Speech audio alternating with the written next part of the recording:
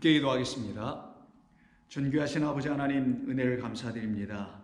오늘도 우리로 하여금 우리의 힘과 능과 생각으로 살게 하지 않게 하셔서 우리로 하여금 하나님의 구원받은 백성으로 다시 지어주시려고 우리 안에 성령을 넣어주셔서 당신의 영으로만 거룩함에 이르게 하시는 참되고 복된 진리의 말씀을 들려주실 때에 그 말씀이 우리의 영혼을 흥왕하게 하여 주실 것을 믿사오며 예수님의 이름으로 기도드립니다.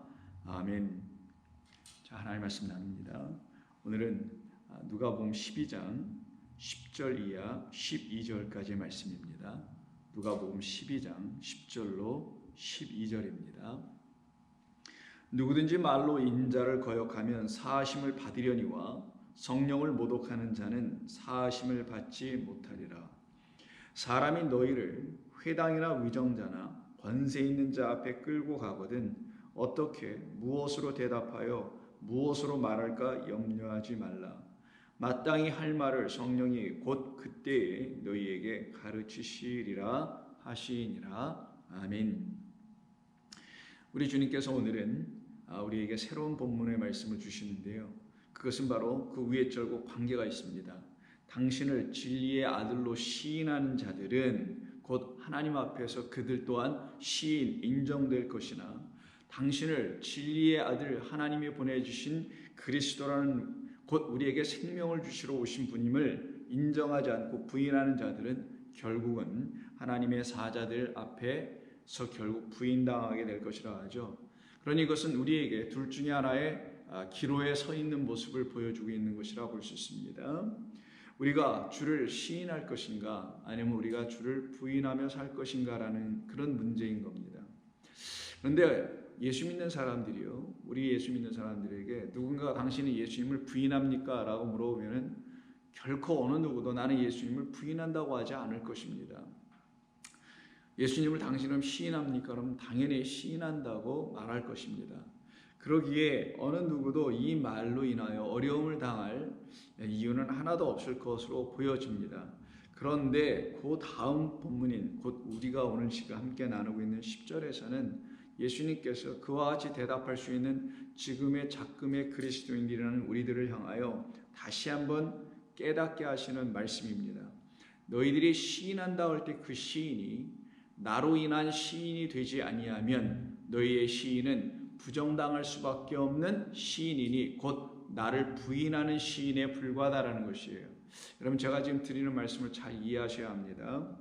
그러나 너는 나로 말미암아 정말 너라는 자신이 부인당하게 되고 그 내가 너희에게 참 진리가 되어 들어가 그 진리인 나를 시인하고 인정하게 되면 너는 그때 너 스스로가 나를 부인할 수도 없을 뿐만 아니라 너에게 누군가가 와서 나를 부인하도록 종용한다 할지라도 너는 나를 부인할 수 없고 끝까지 나를 시인할 수밖에 없게 되는 나의 영 성령을 받게 될 것이다.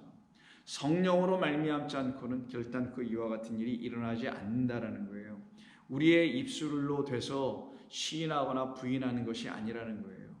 오직 성령으로 인하여 시인하고 성령으로 인하여 우리가 또 시인 되는 것이라는 것을 우리 주님이 말씀하시고 계신 것이죠. 그래서 누구든지 말로 인자를 거역하면 이렇게 말씀을 하고 있죠. 말로 인자를 거역하면, 이때 거역한다라는 말로 우리말로 좀 번역을 했는데요. 이게 헤이스라는 전치사입니다. 이건 좀 거역하다라고 번역하니까 마치 여기 거역하다라는 동사가 있는 것 같아 보이지만 사실 이건 전치사 하나입니다. 전치사 헤이스는 뭐뭇을 향하여, 뭐뭐에게 뭐 이런 의미, 뭐뭇 안으로, 그래서 to, into 이런 의미를 좀 갖고 있거든요. 거역한다라는 의미로서 전치사는 카타라는 헬라어가 따로 있습니다. 예를 들어 보시면 그 앞에 장 11장 23절에서 우리 예수님이 이런 말씀을 하세요. 당신이 하시는 일이 무엇인지를 모르는 자들을 놓고 당신을 반대하는 자들이라고 말씀하실 때 하신 말씀이 23절입니다. 그것은 어떤 것을 말씀하시려고 하신 것이냐면 바로 위에 절인 더 강한 자인 당신이 오셔서 강한 자 곧 우리를 참되게 만들지 못하도록 우리를 속박하고 있는 그 강한 자에게 붙들려 있는 우리를 해방시키고 풀어놓으시기 위해서 더 강한 권세로 오신 주님에 의해서 온전하여진 이 상태가 22절입니다. 그런데 그와 같은 당신을 인정하지 않으니 그와 함께 동행하지 않는 것이죠.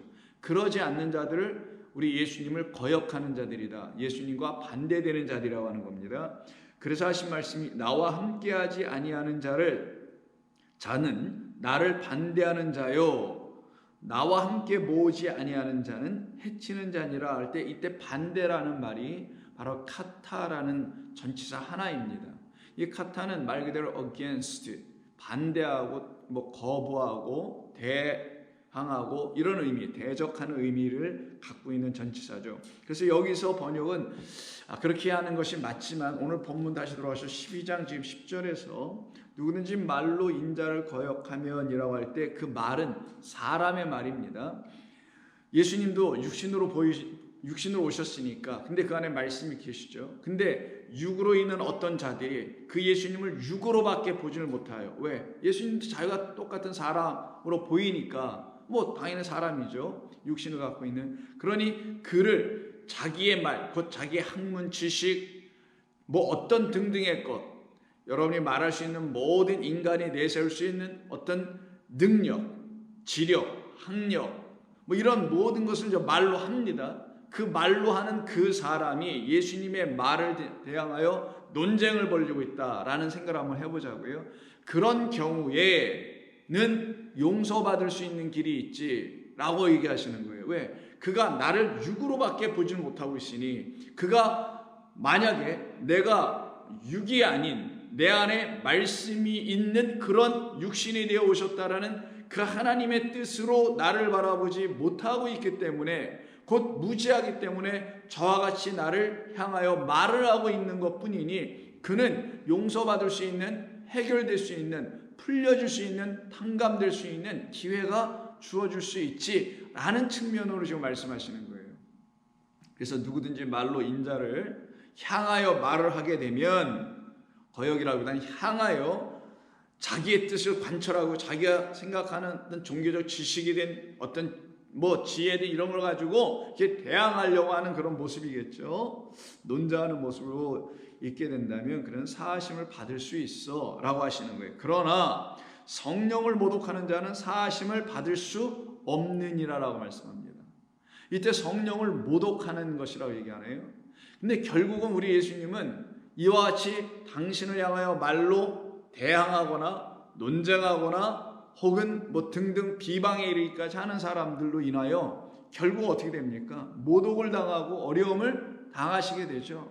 그래서 당신이 지금 이와 같은 경험을 쭉 해오셨기 때문에 당신의 말씀을 따라 자기 십자가를 지고 주님을 인정하고 자기를 부인하여 생명의 길로 걸어가려고 하는 모든 자들은 당신과 마찬가지로 이와 같은 박해와 비방과 모욕과 모독을 당할 수밖에 없지만 그렇게 당하게 되는 그들은 나와 마찬가지로 내 안에 있는 성령이 있는 그런 나와 마찬가지로 그들 안에 그리스도인들 주님의 제자들 안에도 똑같이 바로 하나님의 영이 있기 때문이다라는 거예요.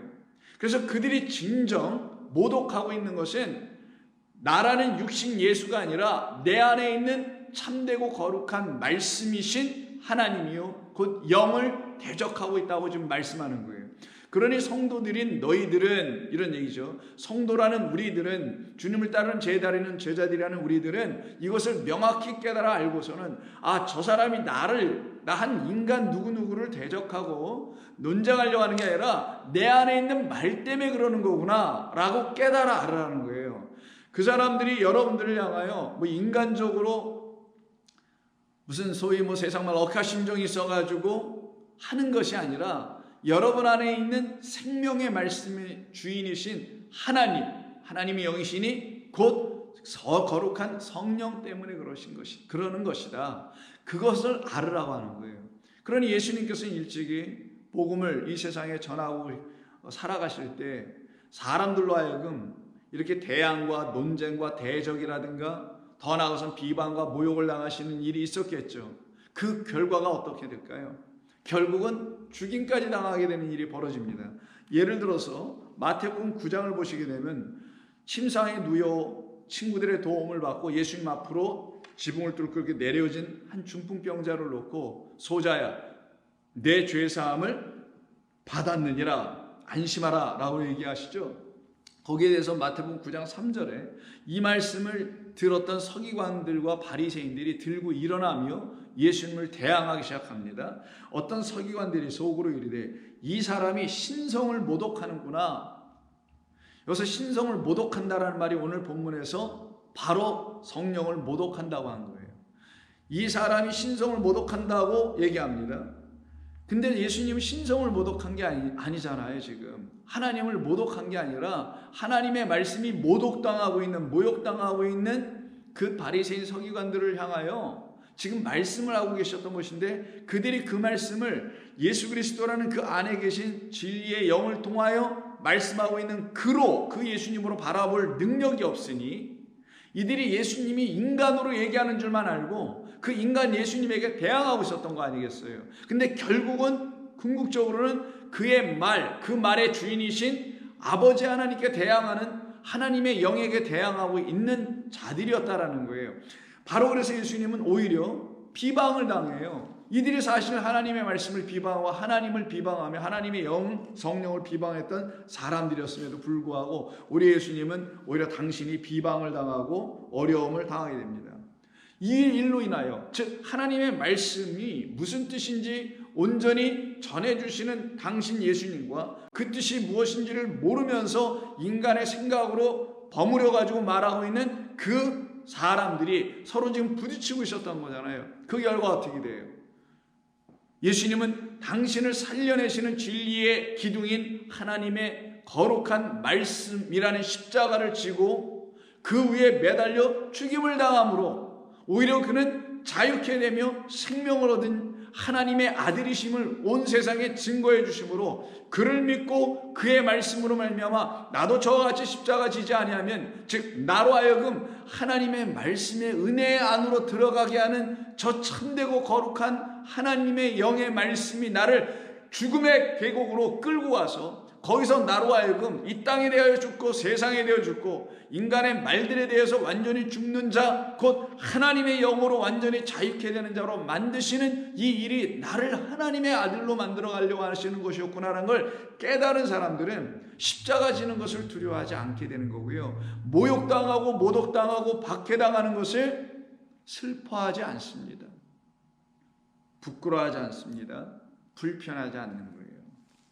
예수님이 고발을 당하셔서 대제사장의 뜰에 잡혀가시고 빌라도의 법정에 끌려가시는 그런 수모를 당하실 때 예수님이 공회 앞에 서셨을 때 대제사장이 예수님을 신문합니다.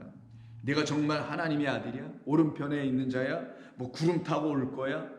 이렇게 추궁하며 신문하는 그 대제사장 얘기가 마태복음 26장 65절에 있습니다. 그랬더니 예수님이 내가 바로 그니라 너희가 다 그것을 보게 될 것이다 라고 하니 이에 대제사장이 자기 옷을 찢으며 이르되 그가 신성 모독하는 말을 하였으니, 계속해서 자기들은 자기들의 하나님을 모독한다고 하죠. 그들이 알고 있는 하나님은 예수님이 알고 있는 하나님이 아니었던 거예요.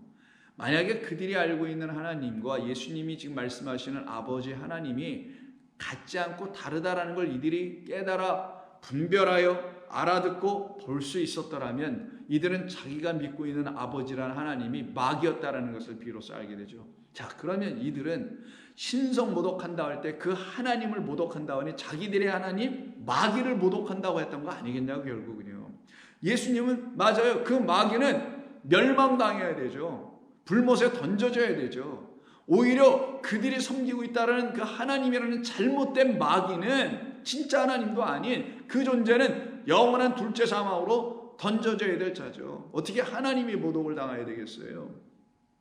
그런데 이들은 지금 자기들의 하나님은 모독당한다고 말하며 예수께서 말씀하고 계신 자기의 아버지라는 말 때문에, 내가 또 하나님의 그 아버지의 아들이라는 말 때문에 이 예수님을 계속 신성 모독한다고 하여 이 대제사장이 거기 모여있는 사람들에게 즉각 물어보게 됩니다. 소위 즉결 재판을 하죠. 너희 생각은 어떠하냐? 대답하기여 사람들이 말하길 대답하여 이르되 그는 사형에 해당하느니라 라고 예수님의 얼굴에 침을 뱉으며 주먹으로 치고 손으로 따귀를 때리는, 그러면서 내가 정말 그리스도냐 선지자 노릇을 하러 이 땅에 왔느냐라고 예수님을 모욕하고 비방하고 안타까운 일을 그들이 결국은 자행하게 됩니다. 이 일로 인해서 결국 예수님은 죽임을 당하시게 되고요. 결국 우리 주님은 사람들의 손에 넘겨지게 되죠. 그래서 27장 39절에 십자가에 못 박히신 우리 예수님을 보고 지나가는 그 아래에 있는 사람들이 자기의 머리를 흔들며 예수를 모욕하기를 이르되 성전을 헐고 사흘에 짓는 자여, 내가 만일 하나님의 아들이라면 자기를 구원하고 너도 십자가에서 내려와야 될 것 아니겠느냐라고 조롱하고 비방하며 우롱합니다. 예수님은 이런 걸 이미 다 당하셨기 때문에, 당하고 계시기 때문에 자기의 길을 따라오는, 당신을 따라오는 당신의 제자 하나님의 백성들도 이와 같은 것을 당하고 이런 수모와 이러한 모욕을 당할 수밖에 없지만, 그 예수님이 모욕당하심은 당신 안에 계신 영원하신 하나님과 그 생명의 말씀이 주인이신 성령이 모욕당하는 건 아니라는 걸 알고 있었다라는 거예요.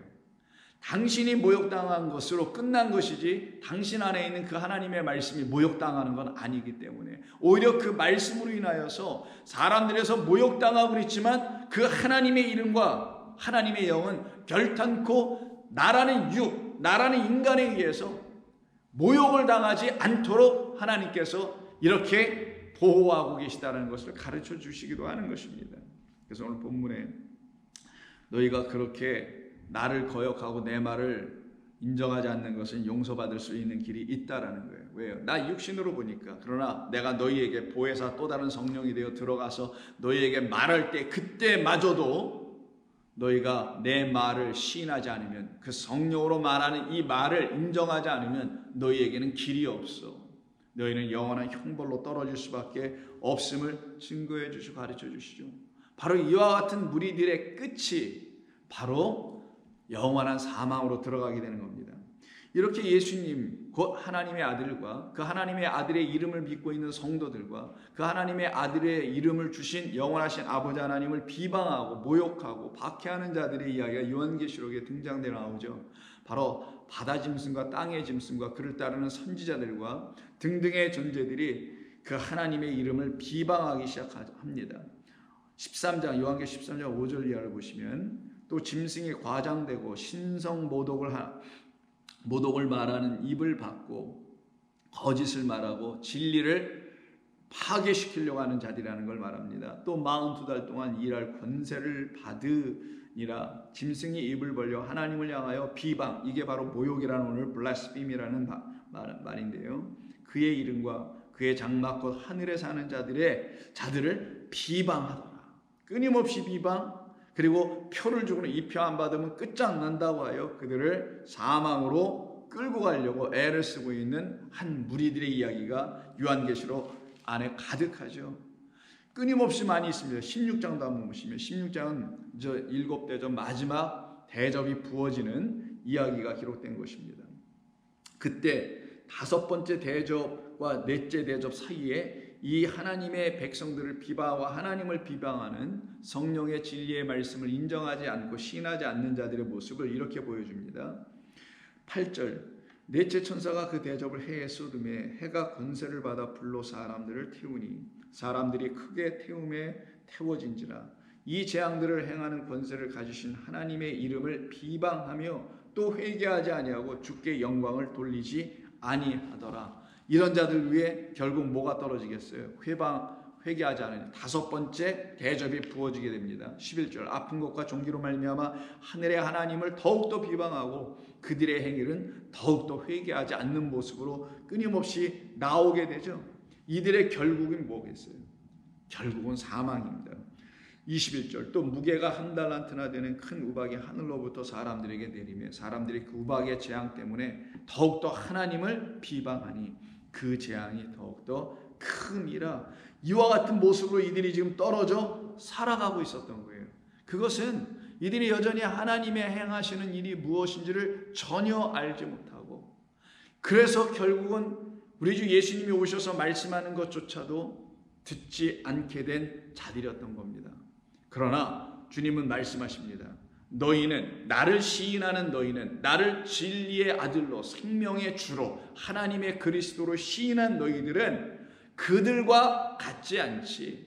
이유는 뭐냐? 너희들에게 약속한 성령이 너희들은 또한 구하며 기다리고 구하여 너희들 안에 임하여 짐으로 너희는 이제 그 나를 박해했던 사람들이 곧 너희들을 동시에 또다시 박해할 것이나 너희들은 그들을 두려워하지 아니하고 그들 앞에 끌려간다 할지라도 결단코 나를 부인하는 일, 나를 부정하는 일, 그래서 그들과 마찬가지로 하나님의 이름을 모독하고 우리들 안에 하나님이 넣어주신 그 성령을 회파해버리며 그 성령을 비방하는, 진리의 말씀을 비방하는 그런 자들로 너희는 더 이상 살아가지 않게 해주시겠다라는 거예요. 그것이 우리 주님의 약속이었고 하나님의 자녀들에게 주신 권세입니다. 혈육에 의지하지 아니하고 하나님께로부터 난 자들에게는 하나님의 아들들이 됨에 대한 권세가 있기 때문이에요. 그러니 그 권세를 갖고 있는 우리 주의 백성들, 여러분들은 어떤 사람들이냐? 세상에 권세 있는 자, 위정자나 등등 어떤 사람들의 손에 끌려간다 할지라도 그들이 갖고 있는 권세는 사람 하나 해할 수도 없는, 영혼 하나 어떻게 할 수도 없는 그런 권세라는 것을 우리가 익히 분명하게 알게, 우리는 거기서부터 자유하며, 우리는 거기서부터 놓여지며, 우리는 거기서부터 주 예수 그리스도를 향한 하나님의 거룩한 뜻이 우리 안에서 완전히 이제는 하나님께서 어린 양 그리스도 예수를 우리에게 보내주셔서 그를 통하여 그로 말미암아 나를 구원하신 것이니 그 어린 양을 향한 저와 여러분들의 기쁨의 찬송, 그 아버지를 향한 영광의 찬송이 쉼없이 끊임없이 이루어지게 되는 겁니다. 그들은 그래서 담대합니다. 두려움 없습니다. 그리고 그들은 성령의 인도하심을 받고 끊임없이 맡겨진 삶을 살아갑니다. 그와 같은 삶이 저와 여러분 가운데 있게 해주시려고 우리 주님께서 성령을 보내주신다고 약속하신 것이죠. 그러면 저와 여러분들은 그 성령을 받으셔야 합니다. 그 성령으로 인도함을 받아야 됩니다. 그들은 어떤 사람들이 되냐? 아무것도 염려하지 않게 됩니다. 아무것도 두려움 없이 살아갑니다. 그 말씀에 대해서 내일 또 한번 말씀을 나누도록 합니다. 기도하겠습니다. 하나님 고맙습니다. 우리 주님께서 저희들에게 이제 하나님을 알지 못하던 사람들로 살아갈 때에 했던 온갖 비난과 비방과 그리고 업신여김과 모독과 하나님을 모욕하는, 비방하는 그런 헛된 일에서 이제는 우리가 풀려나와 이제 우리 주님께서 원하시고 바라시는 그대로, 소원하신 그대로 주님을 찬송하며 감사하며 그 이름과 그 성호를 온 세상에 선포해 나가는 복음의 증인들로 살아가게 하시는 성령의 증인들 되게 하시니 감사합니다. 오늘도 주의 백성들 모두가 그와 같은 삶을 이 땅에서 당당하게 살아낼 수 있도록 성령으로 충만케 하시고 담대하게 하여 주시옵소서. 세상을 이기는 평안이 그들 가운데 있게 하여 주시옵소서. 예수님의 이름으로 기도드립니다. 아멘.